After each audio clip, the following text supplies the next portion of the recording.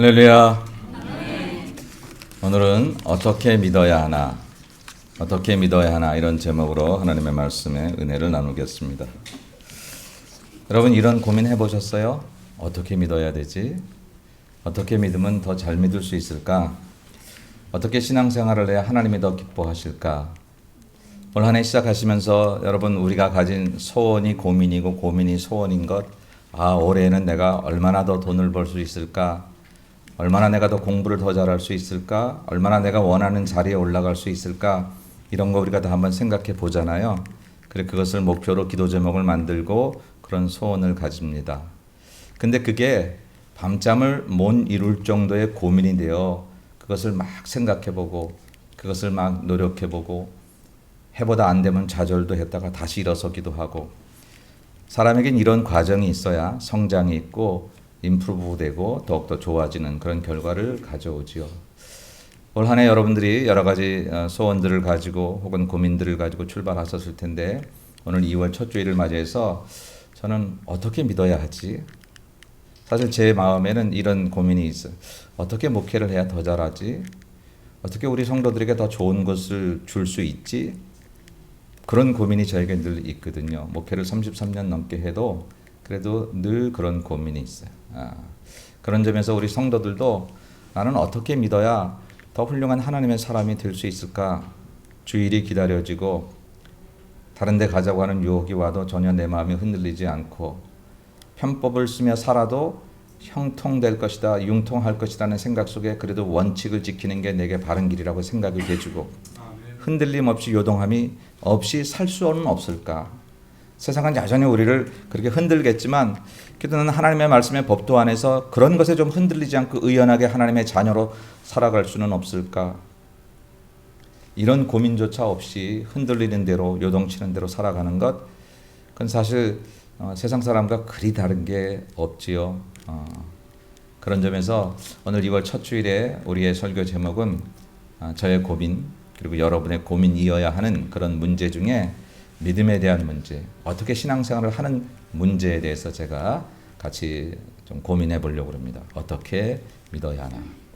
근데 이제 이런 질문을 가지고 생각하는 중에 제게 주신 말씀이 오늘 요한계시록 3장 14절로 22절 말씀인데 먼저 우리가 오늘 본문의 말씀부터 한 번 더 읽어보도록 하죠. 시작. 내가 내 행위를 아노니 내가 차지도 아니하고 뜨겁지도 아니하도다. 내가 차든지 뜨겁든지 하기를 원하노라. 내가 이같이 미지근하여 뜨겁지도 아니하고 차지도 아니하니 내 입에서 너를 토하여 버리리라. 아멘. 오늘 본문은 요한계시록에 예수님께서 7교회, 소아시아에 있는 7교회들에게 오늘날 모든 교회들에게 주신 말씀을 이제 대표해서 주시는 말씀 가운데 마지막 교회, 라오디게아 교회에게 주신 말씀입니다. 근데 불행하게도 라오디게아 교회는 칭찬은 하나도 못 들었어요. 책망만 들은 교회입니다. 사대교회와 더불어서 두 교회가 칭찬 못 듣고 이제 책망만 들었는데 그 말씀이 제 마음속에 떠오르고 그리고 우리가 책망 받아야 될 교회다라기보다는 항상 모든 책망에 하나님의 교훈이 숨어 있으니까 담겨 있으니까 그러니까 우리가 어떻게 믿어야 할까 할 때 라오디게아가 받았던 책망을 한번 우리가 잘 받아서 주님이 원하시는 그런 훈계를 들으면 우리가 더 잘 믿는 데 도움이 될 것이다 라고 생각해서 이제 이 말씀을 같이 나누려고 합니다. 근데 이 말씀에 참 부담스러운 말씀이 있어요. 16절에 보니까 내가 이같이 미지근하여 뜨겁지도 아니하고 차지도 아니하니. 여러분 이 말씀 오해하시는 분들은 차라리 차든지 뜨겁든지 잘 믿든지 안 믿든지 그게 아니에요. 차다는 뜻이 안 믿는 쪽을 얘기하는 게 아니에요. 차든 뜨겁든 이거 두 개는 다 선명하게 믿는 것을 말하는 거예요. 그 색깔이 선명한 거예요. 이게 크리스찬이야 아니야 이 사람 교회 다니는 사람이야 아니야 그게 아니라 어떻든 교회 믿는 방식이 막 뜨겁게 난리를 치든지 냉철하게 하든지 뭐 어떻게 하든지 간에 선명한 것을 말하는 것이고 미지근한 상태가 잘못됐다라고 하는 미지근한 상태. 이렇게 보면 교인 같고 저렇게 보면 아닌 것 같고 뭐 이제 그런 상태를 얘기하는 건데 그것까지도 좋은데요. 그러면 내 입에서 너를 토해낸다는 거예요. 아니 예수님 뭐 말씀을 이렇게까지 하시나 기왕 삼킨 거 꾹꾹 눌러서 잘 잡숫지 그걸 왜 토해내시나 라고 하는 거예요. 후안 카를로스 오르티즈라고 하는 그런 아르헨티나의 유명한 신학자가 있습니다. 저 오렌지 카운티에 있는 그 크리스탈 처치의 설교 목사로 있었는데 크리스탈 처치가 파산 나가지고 이제 넘어갔잖아요. 그래서 지금 어디 있는지 잘 모르겠습니다만 그분이 제자입니까라는 책을 썼어요. 이게 전 세계적으로 유명해서 베스트셀러가 되었고 오래전 책입니다. 근데 그분이 그 책에서 이 얘기를 해요. 토에넬이라 하는 이 얘기를 합니다.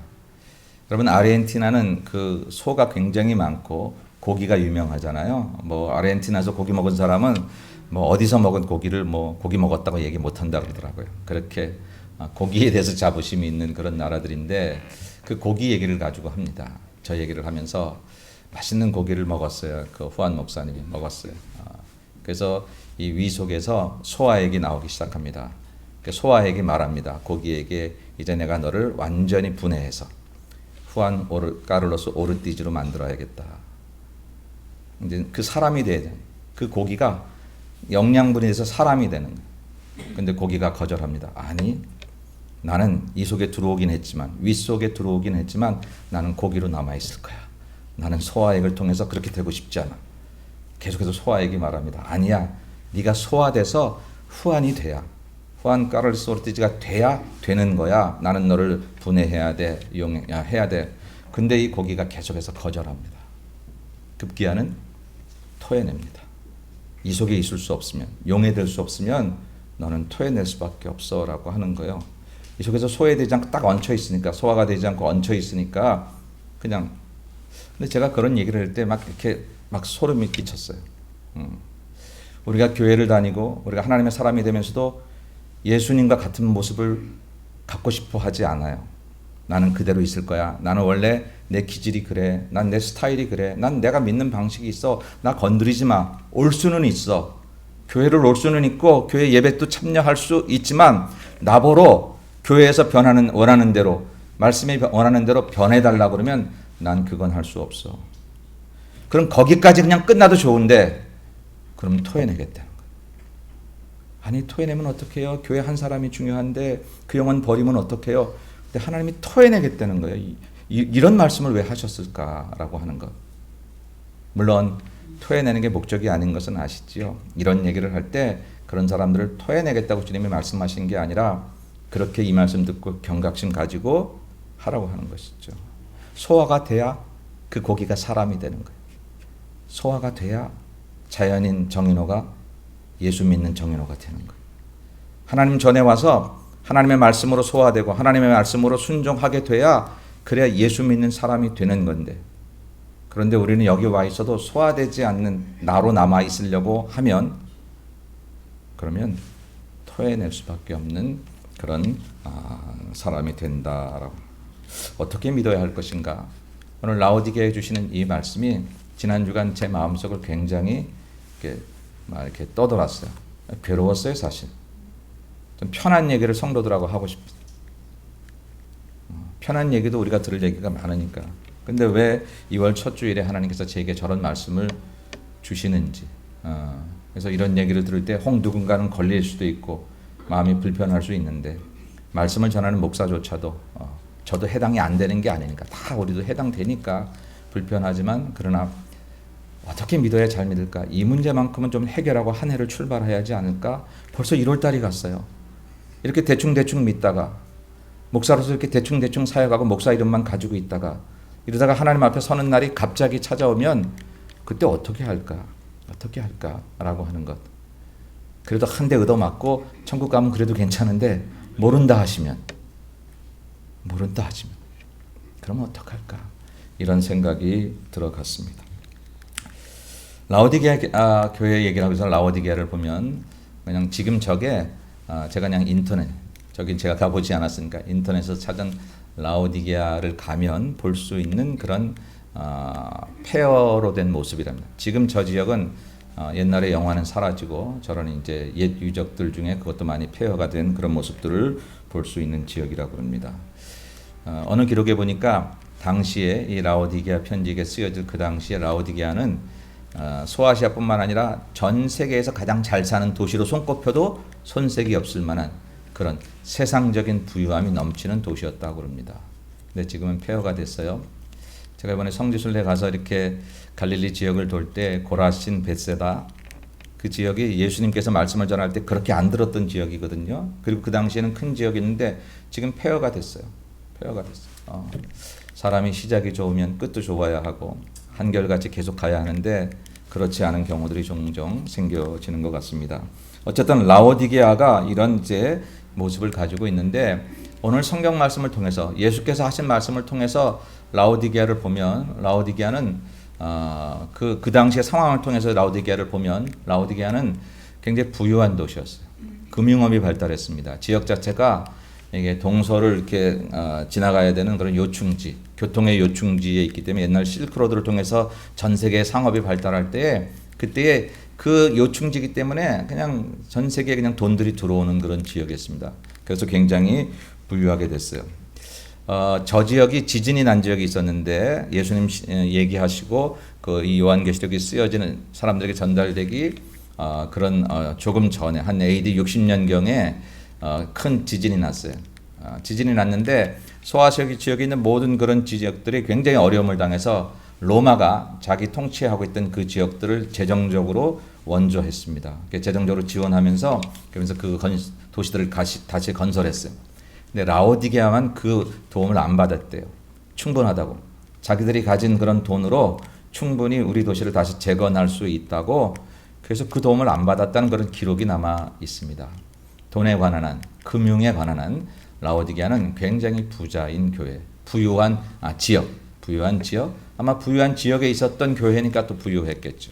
두 번째 특징은 라오디게아는 섬유업이 발달됐어요. 모직, 면직, 그런 것들이 많이 발달해서 그런 목화 어떤 그런 산업들이 발달을 했고요. 그래서 지금 현재 이 지역의 이름이 파묵칼레라고 하는데 파묵이란 말이 목화라고 하는 말이고 칼레가 성이란 말인데 목화의 성이다라고 말할 정도로 지금도 그런데 옛날에는 아주 굉장히 풍성했습니다. 아름다운 옷과 의복들이 넘쳐났고 그것을 만들어서 아주 부유함으로 살아갔던 그런 지역입니다. 세 번째는 의료업이 발달, 의과대학도 있었고요. 병원도 많이 지어져 있고 그랬었다고 합니다. 특별히 거기서 콜로니온이라는 그런 안약은 아주 유명한 그런 안약으로 그렇게 있었다고. 이게 라오디게아를 설명할 수 있는 그런 몇 가지 얘기 중에 하나입니다. 그래서 라오디게아 교인들은 이 라오디게아가 가지고 있는 자부심이 교인들에게도 있었어요. 근데 문제는 예수님께서 그것을 아니라고 하셨다고 합니다. 라오디게아가 착각을 하고 있는 거예요. 같이 한번 읽어볼까요? 시작. 내가 말하기를 나는 부자라 부여하여 부족한 것이 없다 하나 내 곤고한 것과 가난한 것과 눈먼 것과 벌거벗은 것을 알지 못하는도다. 아멘. 나는 부자라 부여하여 부족한 것이 없다라고 라오디게아 지역 자체가 그래서 뿐만 아니라 그 지역 안에 세워진 교인들조차 그렇게 생각했다라는 거예요. 그렇게 생각했다. 나는 부족한 게 없다라고 하는 것이. 분명히 교회를 다녔는데 만족은 세상에서 얻었어요. 교회를 다녔지만 예수께서 정말 물질이 있든 없든 주님으로 행복하는 게 아니라 물질이 있어야 행복한 그 행복을 그들은 계속 누리고 있었고요. 주님께서 섬김을 받는 것보다 섬겨야 행복한 사람이 되는 것이라고 말을 하셨지만 그들은 여전히 세상에서 가진 것들로 섬김을 받아야 행복한 그 행복을 진짜 행복인 줄 알고 살아갔고요. 살아가는데 삶에 별로 불필요한 것들이 없을 때에 나는 부자라 부족한 것이 없다 그렇게 이야기를 하고 그 교인들조차도 그런 것들로 만족했다는 거예요. 교회를 다니는데 교인이 아니라 교회를 다니는데 하나님의 사람이 아니라 만족은 세상 것들로 얻어 있는 거예요. 그리고 괜찮다고 얘기하는. 근데 주님이 아니라는 거예요. 내 곤고한 것, 너 곤고하다는 거예요. 너 가련하고 가난하고 눈멀었고 벌거벗은 것을 너희들이 알지 못했다. 최고의 양모로 좋은 옷을 입고 아름다운 의복을 입고 살던 그 사람들, 최고의 안약으로 눈을 깨끗하게 고쳤던 그 사람들, 그런데 눈멀었다는 거예요. 헐거벗었다는 거예요. 다 벗었다는 거예요. 부여해서 부족함이 없다는데 너 가난하다고 주님께서 말씀을 하신다라고 하는 것입니다. 오늘 우리들은 예수를 믿고 교회를 다니면서 어떤 만족이 우리 안에 있을까요? 무슨 만족을 위해서 살아갈까요? 여러분 주님 때문에 행복하십니까? 아멘. 정말 그 행복이 주님이 주시는 행복인지, 정말로 내가 얻고 싶은 것들을 주님이 주셨다 혹은 뭐 그 니드가 채워져서 얻는 그런 행복인지 우리가 한번 돌아볼 필요가 있다라고 하는 거죠. 그리고 어떤 때는 주님이 원하시지 않지만 내가 원하는 그 행복이 내게 주어지지 않으면 우리는 교회도 하나님의 나라와 하나님의 말씀 뭐 이런 것들도 별로 내게 필요하고 생각되거나 내게 중요하다고 생각되지 않는 그런 심령, 그런 마음, 그런 태도로 우리가 살아가면 과연 우리가 진짜일까? 과연 우리가 이렇게라도 교회를 다니는 것은 그래도 나중에 하나님 앞에 그래도 내가 그렇게라도 교회를 다녔자라고 말하면 그게 넘어갈 수 있는 카드가 되는 걸까? 제가 하나님이라면 됩니다. 그렇게라도 나왔습니다. 근데 하나님은 안 되는 것 같아요. 그런 면에서 냉정하신 하나님, 사실은 그게 냉정이 아니라 확실하고 선명하신 하나님, 진리에 있어서 대충 넘어갈 수 없는 하나님, 신앙의 길에 있어서는 철저한 것을 요구하시는 그 하나님, 바로 그 하나님이 원하시는 것을 이루어드리는 것이 우리의 신앙의 길인데 우리가 그렇게 살아가지 않는 저 라오디게아 교회의 착각, 나는 부여에 부족함이 없어. 주일 와서 교회를 드렸지만 세상이 나를 행복하게 해주면 내 자식이 잘 되고 내 사업이 문제없고 내가 살아가는 삶의 길에 별로 불통이 없으면 그러면 굳이 기도하지 않아도 굳이 말씀 때문에 내가 바로 살려고 애쓰지 않아도 굳이 하나님의 비전과 사명 때문에 내가 내 이 안정된 모든 것들을 떠나지 않아도 나는 그저 살아갈 수 있는데 행복한데 그래서 나는 그것을 자랑으로 삼았는데 하나님은 어찌 나보러 그게 틀렸다고 말씀을 하시는지 오늘날 교회들이 그러면 안 된다고 말씀을 하시는지 이 땅의 교회들이 아름다운 교회를 짓고 대단한 그런 성을 쌓고 그리고 그냥 수많은 사람들이 모여서 찬송하며 경배하며 몇백 명의 찬양대가 그냥 오케스트라 더불어서 하나님께 찬양할 때 그거 기뻐하지 않으시고 죄송합니다. 이 부분은 책략. 그렇게 하시는 분들 기뻐도 하시겠죠. 하나님이. 근데 많은 경우에 안 기뻐하시고 너 가난해.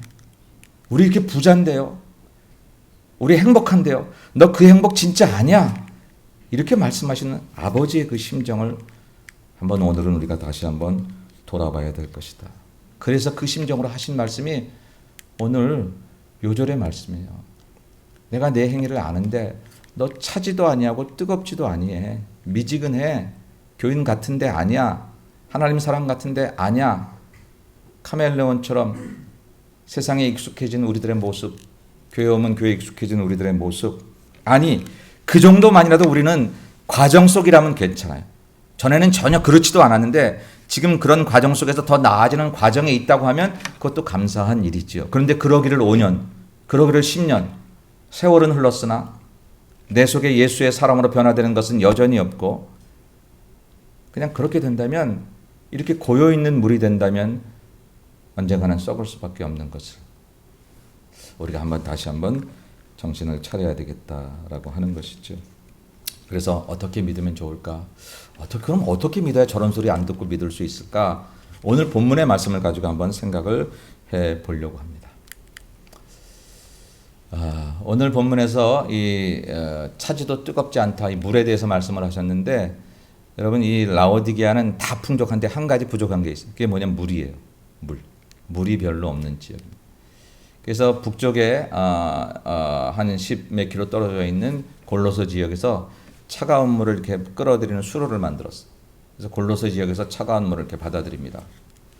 그리고 또 반대쪽에 히에라볼리라고 하는 지역에서 그 뜨거운 온천수가 나오는 히에라볼리 쪽에서 뜨거운 물을 이렇게 받아들이는 그런 이제 수로를 만들었습니다.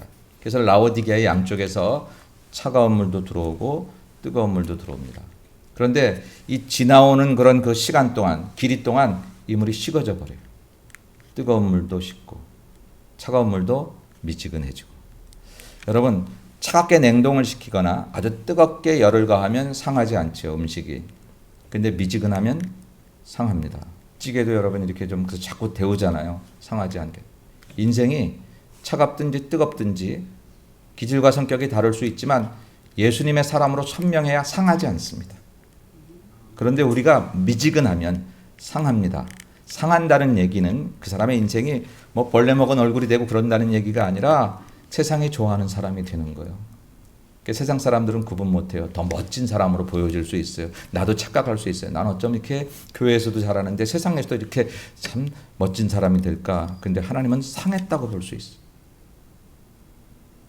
여러분, 많은 경우에 우리를 세상이 싫어할 때가 좀 있어야 합니다. 세상이 우리를 좀 이상하게 보거나 세상이 우리를 좀 불편해 보여야 될 때가 있습니다. 왜? 우리가 믿는 예수님 때문에, 우리가 믿는 신앙 때문에. 우리는 그들을 품에 안으려고 하지만 그 가치와 그 세계를 그들은 안을 수가 없기 때문에, 그렇게 살기 싫기 때문에 우리를 좀 불편하게 여기는 것들이 있어야 합니다. 그런데 교회도 나를 좋아하지만 난 세상에서도 정말 멋지게 잘 익숙하게 살아. 우리의 선한 노력으로 그것을 품에 안는 것은 좋지만 우리가 세상을 닮아가는 것은 안 된다라고 하는 것이지요. 오늘 라오디게아 교인들은 그랬던 거예요. 뜨거운 물도 아니고 찬물도 아니고.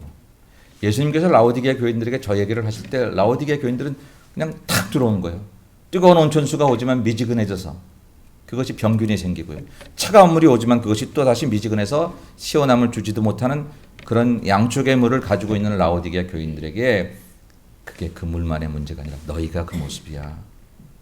라오디게아 교인들 부자라 하고 하나님 주시는 행복이 아니라 교인은 교인인데 세상 주시는 행복으로만 행복해지려고 하니까, 그래서 그것들로 충분하다고 하는데 하나님은 참 내가 보기엔 너희들 가난하고 벌거벗었다 그렇게 말하는 그 심정을 오늘 한번 우리가 다시 한번 내게 주시는 말씀으로 들어보자라고 하는 것이죠. 그리고 저렇게 되면 토해버린다고 말씀하셨던 그 예수님께서 오죽하면 저런 얘기를 우리에게 하셨을까?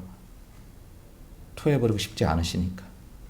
저 얘기를 하실 때 주님의 마음은 절대 한 사람도 토해버리고 싶지 않으니까 저 얘기를 하셨다라고 하면, 그래도 웬만큼 부모의 말을 잘 듣는 자식이라면 부모가 저 얘기를 할 때 기분 나빠 죽겠네, 나를 이렇게 말하는 자녀 없고, 우리 어머니가 우리 아버지가 저 정도 얘기했을 때는 내가 정신 차려야지, 오죽하면 저런 얘기를 하셨을까 이러고 우리를 돌아보는 게 정상이라고 할 때 우리 한번 그래 보자고요. 어떻게 믿어야 할까요? 오늘 본문의 말씀에서 우리가 믿어야 될 내용들이 있습니다. 우리 한번 같이 읽어보십시다. 시작. 내가 너를 권하노니 내게서 불로 연단한 금을 사서 부요하게 하고 흰옷을 사서 입어 벌거벗은 수치를 보이지 않게 하고 안약을 사서 눈에 발라보게 하라 라고 말씀하셨어요. 첫째는 불로 연단한 금을 사서 부요하라는 거예요. 라오디게아 교인들은 세상의 금을 가지고 부요했어요. 세상의 돈을 가지고 부유하고 그것이 행복인 줄 알았어요. 근데 예수님께서는 불로 연단한 금을 사서 부유하라는 거예요. 불로 연단한 금이 뭐예요? 성경에서 금을 얘기할 때 연단과 금을 같이 얘기하면 믿음을 말합니다. 믿음의 부자가 되라는 거예요. 네가 믿음의 부자가 되면 믿음의 부자가 부자처럼 살 수 있도록 해줄 물질은 내가 책임져 줄 수 있어. 근데 네가 믿음의 부자 될 생각은 안 하고 부자 될 생각만 하고 그것으로 행복해하니 하나님이 안타까우신 거예요. 하나님 나라에서는 그런 사람이 오히려 합당치 않은 거예요. 하나님 나라에서 부자가 안 된다는 뜻이 아니라 믿음의 부자가 세상 부자도 돼야 된다라고 하는 것이지요. 믿음 없이도 부자만 된다고 하는 것은 하나님 나라에는 안 된다라고 하는 것입니다. 그런데 오늘날 많은 교회 교인들이 믿음의 부자가 되려는 간절한 소원보다는 그냥 부자가 되고 싶어 해요. 사랑하는 여러분, 올 한 해 우리들의 소원과 기도 제목, 그리고 우리들의 고민은 믿음의 부자가 되는 거예요. 내가 믿음의 부자가 되면 하나님이 자기 아들이 믿음의 부자가 돼서 세상에서 부끄럼 당하지 않게 하기 위해서 주머니 채워주시지 않겠어요? 필요한 것 쓰려고 할 때 모자라지 않게 해주시지 않겠어요? 우리 한번 그런 믿음 가지고 우리가 그런 소원을 가지고 한번 고민해 보자고요. 당장 내가 부자가 되는 길 눈앞에 보여서 그 길을 가면 믿음이 손해보는 길이라면 한번 하나님께 한번 땡깡 쳐서 한번 해보자고요. 하나님, 나 이거 큰일이야. 내 인생에 이런 일이 없었는데 믿음의 부자가 되기 위해서 지금 세상 부자가 되기는 이 길을 오늘 포기하고 그 사람 안 만날래요. 오늘 주일 지킬래요. 하나님, 그럼에도 불구하고 내가 이 두려워요. 당장 어디서 어떻게 돈이 들어올지. 나 내일 먹을 것도 없어요. 라고 한번 하나님께 매어 달리는 한번 믿음을 가져보면 어떨까? 정말 하나님이 우리를 갖다 그냥 내버려 두실까요? 근데 이거는요, 해보지 않으면 못 경험하는 거예요. 아우, 나도 알지. 그래야 되는데. 우리 늘 그래왔잖아요. 아우, 목사님, 나 그거 더 잘 알죠. 제가 예수 믿은 지가 얼마인데. 근데 해보지를 않았어요. 면허는 30년 따봤는데 이걸 드라이브를 안 해봤네. 그러니까 이런 위기에서 얼마나 멋지게 내가 핸들을 틀 수 있는지 나도 몰라요. 만약에 해봤으면 알 텐데. 올 한 해 한번 이런 기적들을 체험하시는 여러분이 되시기를 주의 이름으로 축원합니다. 두 번째, 어떻게 믿어야 될까? 오늘 성경은 말하기를 흰 옷을 사서 입으라는 거예요. 너 벗고 있다는 거. 아니, 라오디게가 어떤 지역인데 가장 아름다운 옷과 가장 아름다운 의복을 만드는 지역이에요. 제일 좋은 옷들을 사서 지들은 죄송합니다. 라오디게아 교인들은 지금 너무 잘 입고 다닌다는 거예요. 속에 사실 상처가 있고 속에 더러움이 있고 때가 있는데도 싹 이렇게 해가지고 좋은 옷을 겉옷을 입어서 얼마나 멋지게 보이는데, 근데 하나님이 너 벌거벗은 거 보인다 그러면, 너 상처 있는 거 내가 알아. 너 죄 있는 거 내가 알아. 그 옷으로 감춘다고 감춰지는 게 아니야. 밍크 털옷 입었다고 너의 허물이 감춰지는 게 아니야. 흰 옷을 사서 입어서 너의 벌거벗은 것이 수치를 당치 않게 하라고 하는 거죠. 흰 옷이라는 게 뭡니까? 그것은 하나님 안에서의 순결함, 정결함을 말합니다. 영적인 성결을 의미합니다. 우리의 인생의 허물이 옷 좀 잘 입었다고 해결되는 게 아니라고 하는 거예요. 좋은 차 좀 탔다고 해결되는 게 아니라 영적인 성결이 필요하다는 거예요. 하나님 말씀으로 고쳐지고 깎아져서 내 인격과 내 말과 내 삶이 예전에 그렇게 할 수 없었던 것들이 하나님 때문에, 하나님 말씀 때문에 달라지는 것을 말한다. 여러분, 교회 안에서 가끔씩 나한테 뭐 요구하지 마세요. 나한테 뭐 기도하라고 말씀 보라고 그러지. 난 그러면 교회 안 나가. 제일 큰 무기가 여러분 그거잖아요. 나 교회 안 나가. 어느 목사님 아들이 그랬다면서요. 아버지가 막 잔소리하니까, 아버지 나 계속 잔소리하면 나 교회 안 나가. 자기 아버지 교회 안 나간다고. 자기 아버지가 그게 제일 약한 줄 알고. 여러분, 흰 옷을 사서 입으라는 거예요. 세상 옷으로 자랑하지 말고, 이 정도 인격이면, 세상에서 통하면, 세상에서 좋은 사람으로 살면 괜찮은 것 같잖아요. 근데 어떤 때는 세상에서 좋은 사람인데 하나님 앞에서 하나님이 별로 그것을 좋게 여기지 않으실 때가 있어. 에서와 야곱을 보니까 야곱이 좀 약삭 빠른 것 같아. 뭐 형이 배고파 죽겠다는데 그거를 또 그때 딱 팥죽 하나 주면, 장자권 주면 팥죽 하나 주지, 뭐 이렇게 치사하게. 근데 하나님 왜 야곱을 쓰셨을까? 야곱의 허물이 옳다는 얘기는 아니에요. 신앙적인 허물이나 인격적인 허물이 옳다는 얘기는 아니지만 하나님께 쓰임받는 것은 꼭 그것만은 아니라고 하는 것. 세상에서 좋은 사람이 하나님 앞에서는 참 그렇지 않은 사람이 될 수 있는 거예요. 그건 왜 그래요?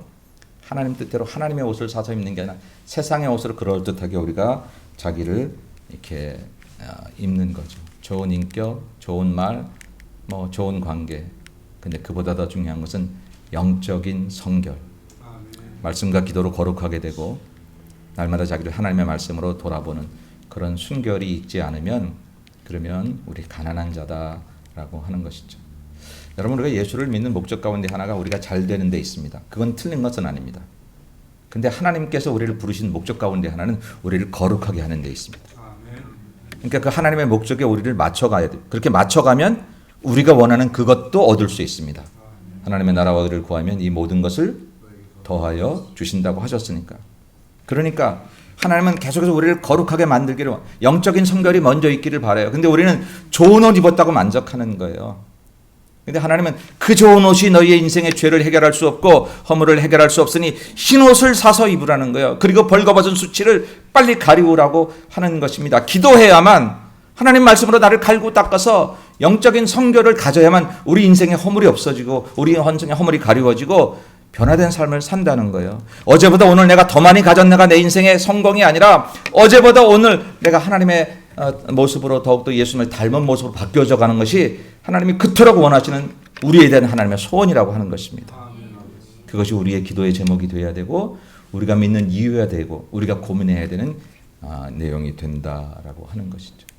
세 번째는요, 안약을 사서 눈에 발라 보게 하라는 거예요.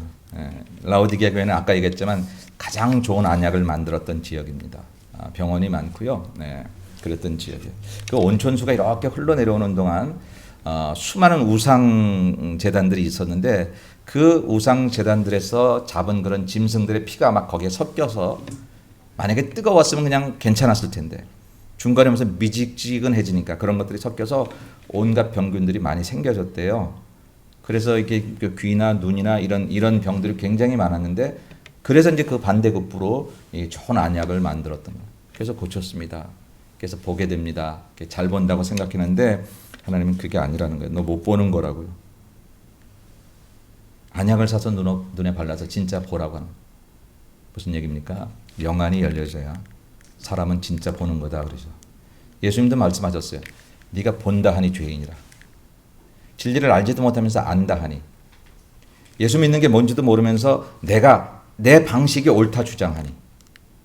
하나님이 원하시는 대로 나를 맞춰야지 내 스케줄, 내 생각에 따라서 교회가 따라와 주거나 하나님이 좀 양보해 주거나 그러기를 바라는 것, 이건 아니라고 하는 것이죠. 여러분 그렇게 믿을 수는 있어요. 10년, 20년이 갈 수 있어요. 여러분 제가 이거 가지고 협박하거나 그러는 게 아니에요. 안타까워서 그러는 거예요. 그렇게 믿어서 그냥 갈 수 있어요.